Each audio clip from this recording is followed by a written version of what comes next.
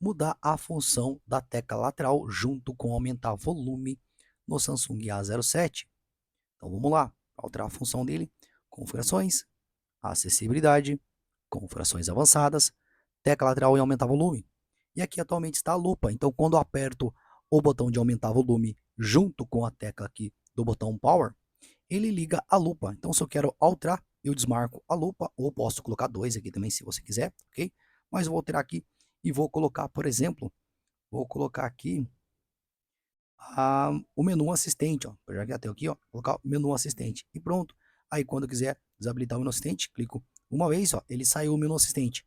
Quero habilitar o menu assistente, clico aumentar volume e botão lateral, ele aperta, ele aparece o menu assistente aqui, ó. Então posso utilizar o menu assistente agora, ok? Então você coloca a função que você quiser ali, ok?